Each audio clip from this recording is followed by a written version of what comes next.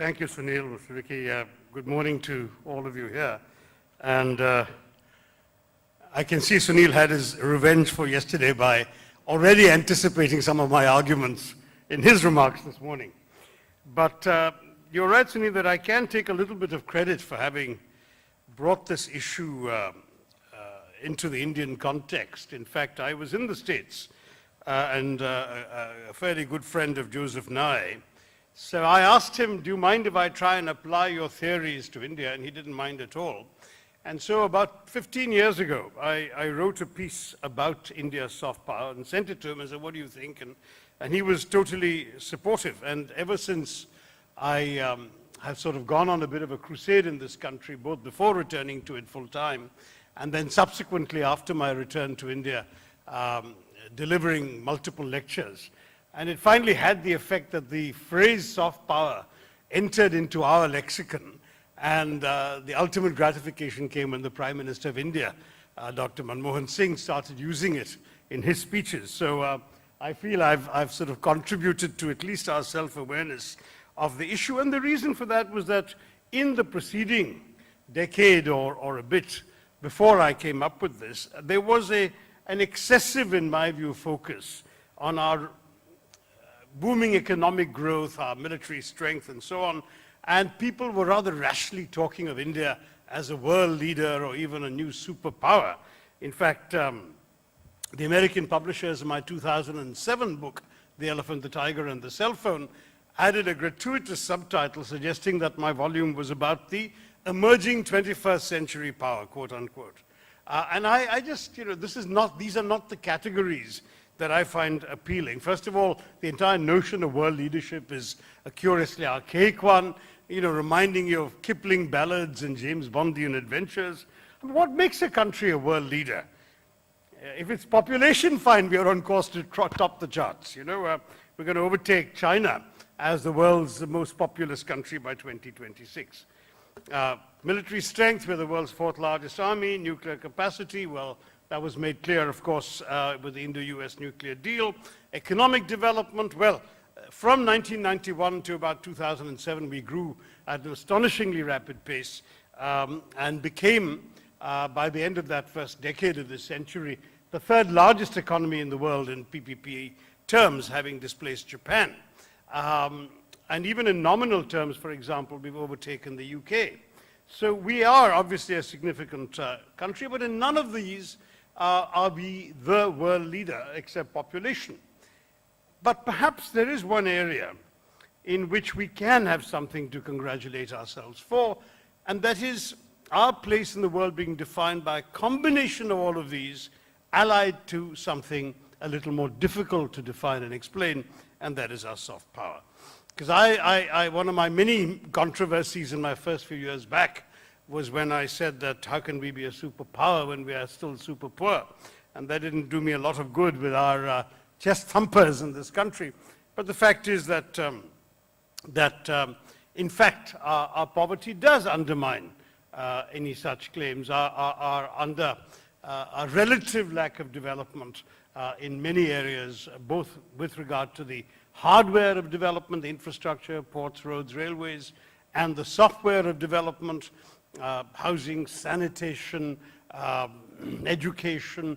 There are a lot of areas where we still have to make a lot of progress before we can speak in terms of superpowers, but we can certainly speak in terms of soft power in Joseph Nye's sense. And as Sunil explained, soft power is the power to alter the behavior of others. In fact, any power is the power to alter the behavior of others to get what you want. If you can make somebody do something that you want, that is your power. Hard, soft, smart, whatever other adjective you want to apply to it. Now, classically, power was exercised through carrots and sticks, right? I mean, sticks being the danda.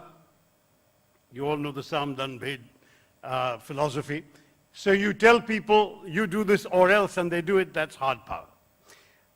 Nye also includes in hard power the carrots. That is, you give them bribes, money, development aid, whatever, and they do it to make you happy so they can keep on getting your money. That's also a form of hard power, not soft. Soft power is the power of attraction. Then you can economize on the sticks and the carrots. And the argument, of course, that Nye made is based on recent global history, because if the old idea that the side with a larger army was likely to win, well, that was never strictly speaking true, because we know from our own history how smaller British-led armies with smarter maneuvering and better ammunition and technology were able to defeat our lumbering armies with their big elephants and so on and so forth. But that apart, if you look at the late 20th century, the Soviets got defeated in Afghanistan, the US got defeated in Vietnam, and these were the two big military powers of the time. And even in the 21st century, if you look at what happened to the Americans after the fall of Iraq, they won the big war, captured the capital, and then they suffered casualties pretty much every day. Why? Because as the great French statesman Talleyrand said, the one thing you cannot do with a bayonet is to sit on it. So the fact is, power has its limitations. And Nai spoke about soft power as resting on principally three attributes: our country's culture, which is attractive to others, its political values when it lives up to them, at home and abroad, and its foreign policies if they're seen as legitimate and having moral authority. Now, I go a little beyond Nai in arguing that a country's soft power emerges principally from the world's perceptions of what that country is all about. In other words, the associations conjured up in the global imagination by the mere mention of your name is often a more accurate gauge of your soft power impact than some analysis of your foreign policy. In my approach, hard power is exercised, soft power is evoked.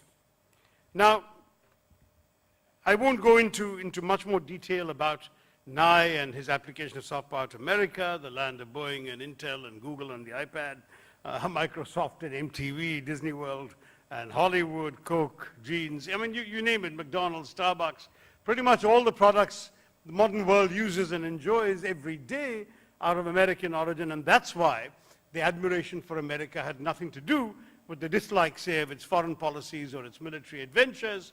The attitude basically was, even for critics of America demonstrating outside US embassies, it was Yankee go home, but take me with you. So the fact is that this is the American thing.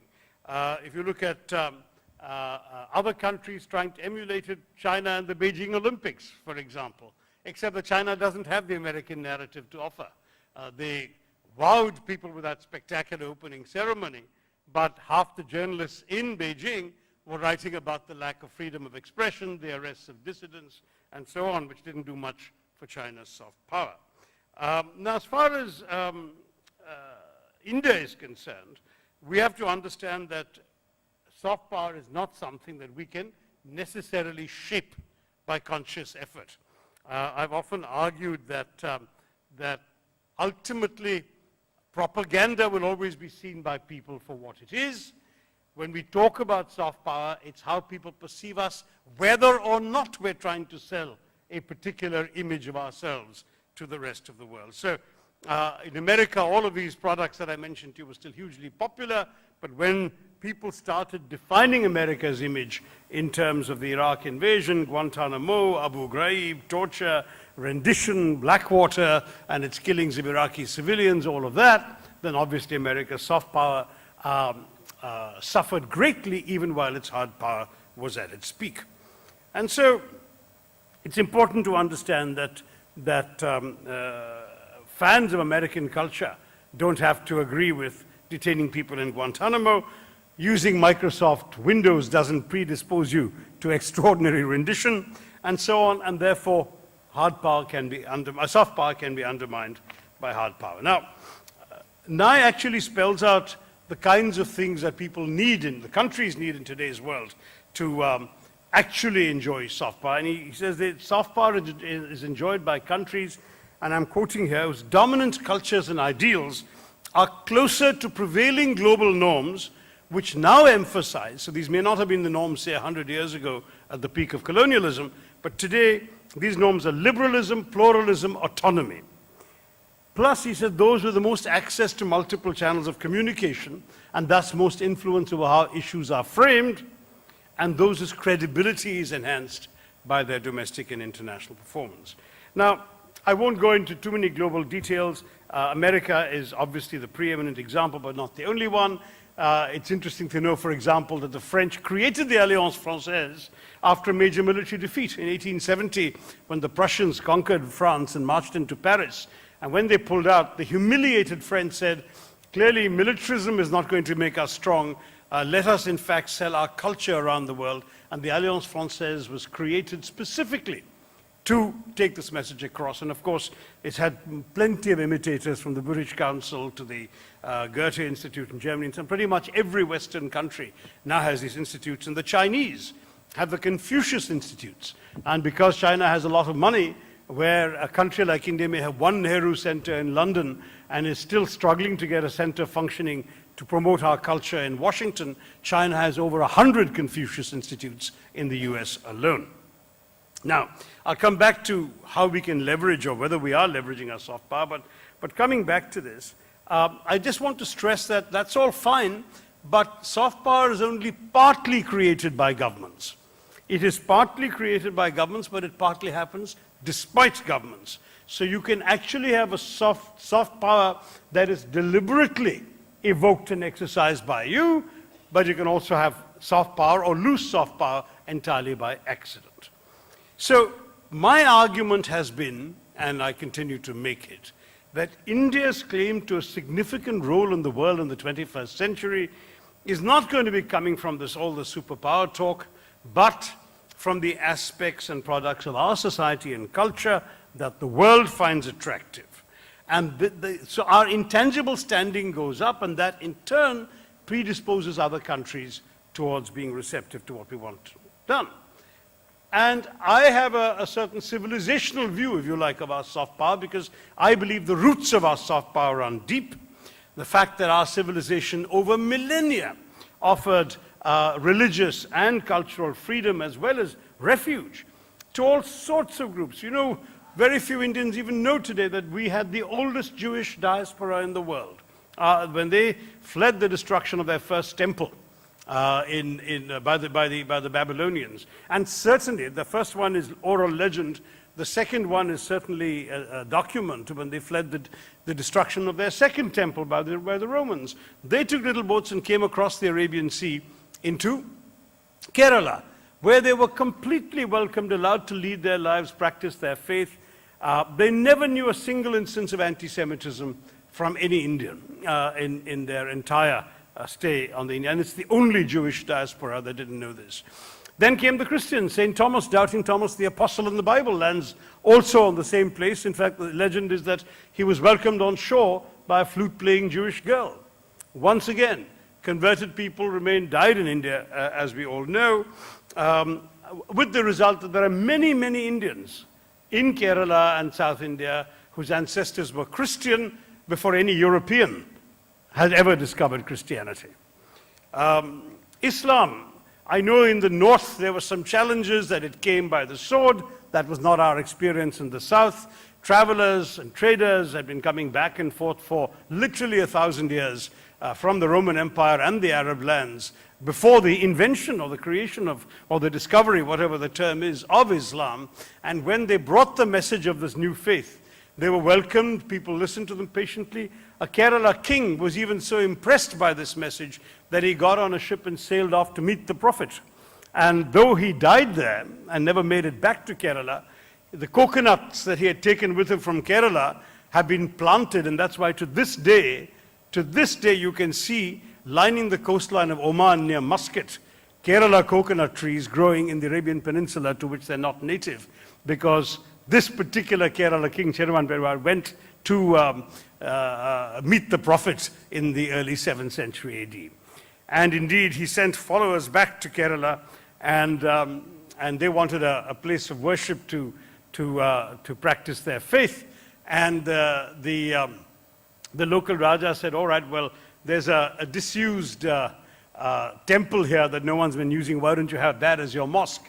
And so the oldest mosque in the Muslim world outside the Arab Peninsula is in Kerala. It's still there, though it's gone through too many renovations since. But it was an old temple, and it's distinguished as you walk in by a gigantic Kerala brass lamp right in the middle of the oldest temple that Islam has. I mean, the oldest mosque that Islam has in India. So I mention all of this. I can give you 1,000 more examples. The Parsis coming to Gujarat and so on. I don't want to deny us the time for a meaningful discussion or interaction later. So I'll stop with the examples, but I do want to mention one thing about India that certainly made a very profound impression on me. I grew up all over the country, school in Bombay, high school, Calcutta College, Delhi. In the Calcutta neighborhood where I went to my high school, literally every morning, you would wake up hearing the wail of the muezzin calling the Muslim faithful to prayer. The sound would soon start blending with the tinkle of the bells at the mandir on the corner of the street. If you went down the street just outside the Gurudwara, they were reciting verses from the Guru Granth Sahib, and around the corner was St. Paul's Cathedral. And this was always, for me, India, this complete coexistence and pluralism of faiths and backgrounds. And I'm very proud today as MP for Thiruvananthapuram to represent a city where in one famous corner we have one of the great mosques, the Palayam Mosque. We have diagonally across it St. Joseph's Cathedral, and right next to it the Ganapati Temple, all in one corner in Palayam and Trivandrum. That kind of lived experience goes back centuries and is normal and natural to us. And it seems to me that that is our very, very big strength. We are, of course, in many ways a land of great diversity. I have observed in the past that we are all minorities in India, and that the whole strength of India is that there is no one way of being or doing things, at least not until now. We can talk about that separately if you want. That the great magic of India is you can be a good Indian, a good Muslim, and a good Keralite all at once. We all have these multiple identities, each of which are secure under the overall protective carapace of the collective Indian identity. And so the idea of India that I've often talked about is of one land embracing many, a land where you can overcome divisions of caste, creed, color, culture, custom, costume, conviction, consonant, cuisine, you name it. But we still have to rally around a consensus, and that consensus is on the principle that in a diverse democracy like ours, you don't really need to agree all the time, so long as you will agree on the ground rules of how you will disagree. That has been the big strength of our society and our culture, and that lies at the core of the appeal of our soft power in the world.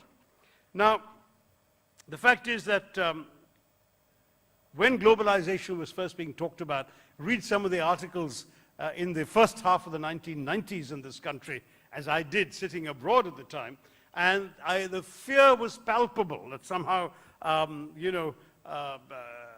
the whole business of foreign influences would come in unchecked, that Baywatch and burgers would supplant Bharatnatyam and Bhelpuri, and of course it didn't happen. Why? Because our own culture is so strong and resilient that we can drink Coca-Cola without being Coca-Colonized.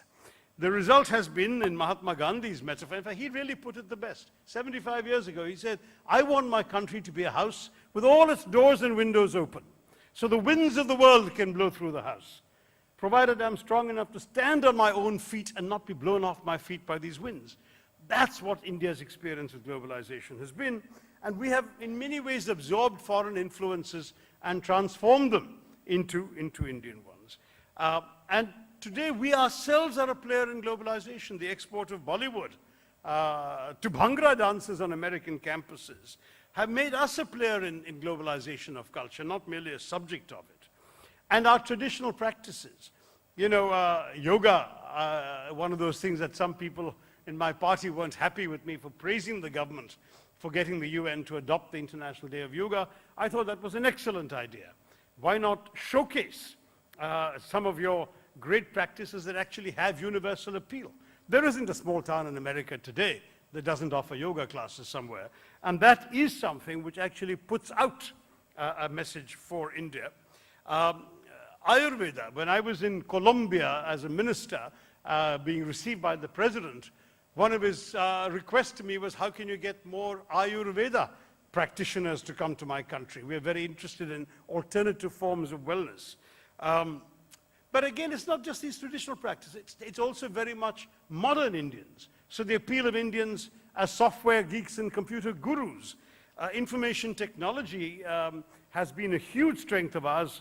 The IITs are now spoken of in the US, in a certain circle anyway, with the same reverence that MIT used to be spoken about.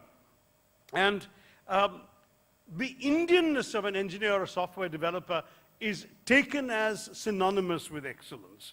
And this is a huge transformation from the days when I went to graduate school in the States in 1975, and the image was one of poor people with begging bowls, or naked fakirs lying on beds of nails, or snake charmers doing the rope trick, or at best, you know, caparisoned elephants and maharajas sitting atop them, none of which corresponded to the reality of India in which we all live today. But now it's become the opposite extreme, so that a history graduate like myself can be accosted at a European airport by an anxiously perspiring white guy saying, you're Indian, can you help me fix my laptop? Now every Indian is assumed to be a tech wizard or a computer geek. And so this skill we have, whether it's as engineers, whether it's as IT experts, whether it's as doctors. And I remember the whole episode of the American television show ER. Probably most of you now have forgotten it, but at the turn of the century, turn of the millennium, about 15 years ago, the #1 hit show in America was a show called Emergency Room, or ER. And when the pilot episode came out first, it actually got negative reviews by critics saying, how unrealistic, who's ever seen an emergency room in America without an Indian doctor? So they actually had to write a key part for an Indian doctor.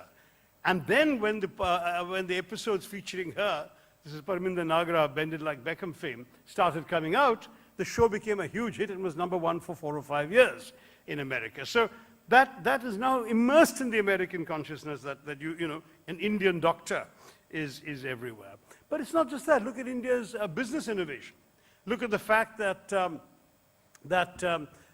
Indian companies are now acquiring foreign companies in the developed world, so that a meme went around the internet a couple of years ago when the then newly re-elected but now former British Prime Minister David Cameron went off to reclaim his mandate from Buckingham Palace. And all these Indians on Facebook and so on started sending out pictures saying, look at the British Prime Minister going to see his Queen in an Indian car, because he was in a Jaguar owned by the Tatas, escorted by police in another Indian car, a Land Rover. I mean, if that isn't enough to give you a post-colonial frisson, I love telling the story in the wake of my new book, An Era of Darkness, of how Jamshedji Tata, when he tried to set up a modern steel plant in India in the face of British opposition and indeed outright hostility from the British government. It took him 20 years to get all the permissions.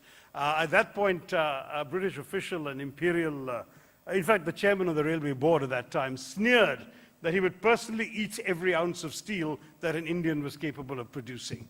I always say I wish he'd lived long enough to see the day when the descendants of the same Jamshedji Tata bought up the remnants of British steel when he acquired Chorus.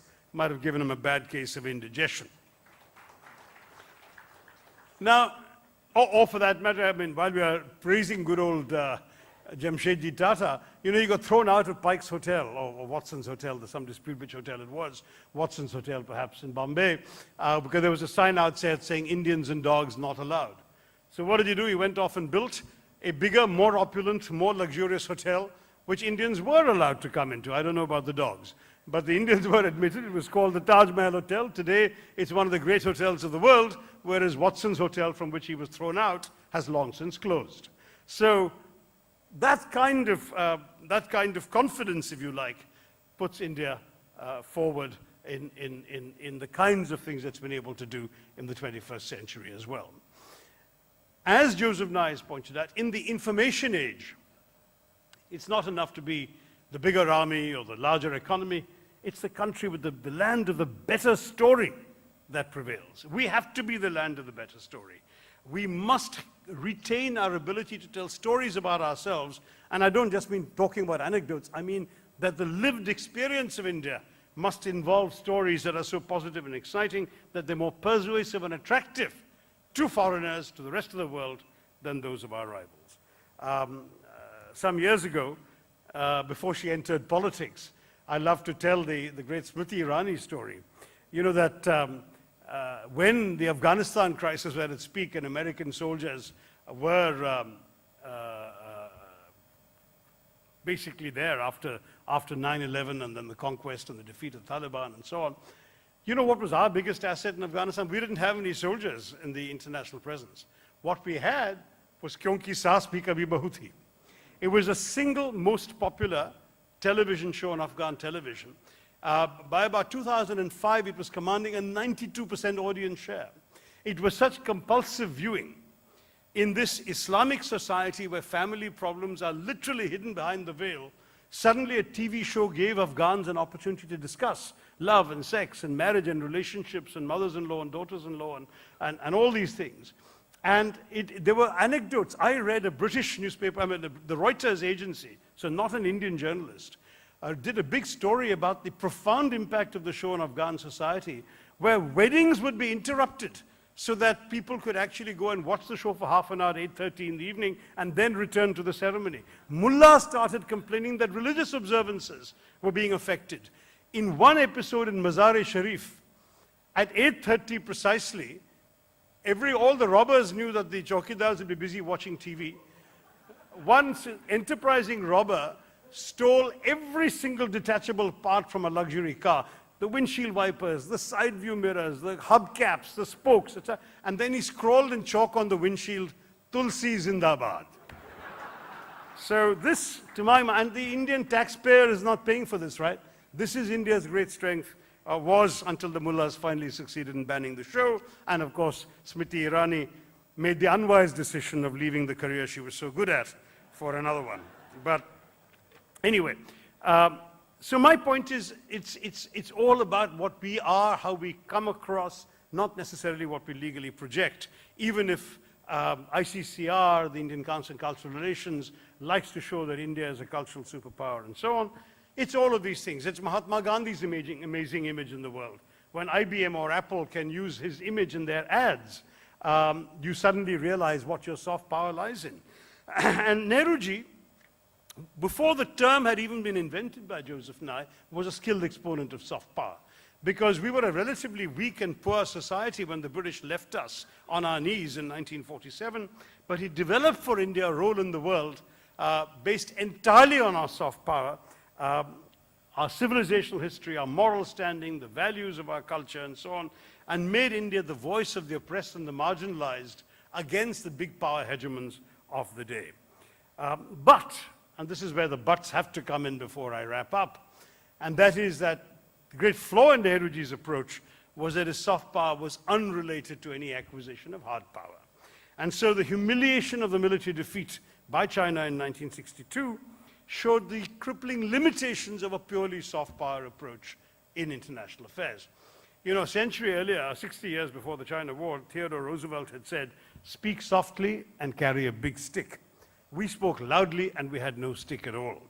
So the fact is the rhetoric of peace can only take you so far. Soft power becomes credible when you have hard power behind it. That's what made the US so successful. Our soft power appeals because we are a growing, booming, thriving economy. So both have to go together.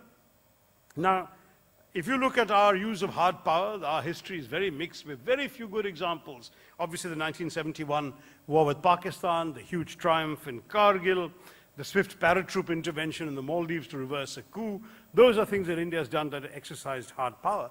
But against these are such a long list of failures of the 62 war, the disaster of the IPKF in Sri Lanka in 87, the humiliation of the hijack of the Indian Airlines aircraft to Kandahar in 1999, with the ineptitude of our handling of the initial hijack, our failure to blow out the tires in Amritsar, then our own foreign minister going cap in hand with 4 released terrorists to hand them over to the Pakistani killers, who then, of course, as we know, continue to use these people to wreak havoc on us and others.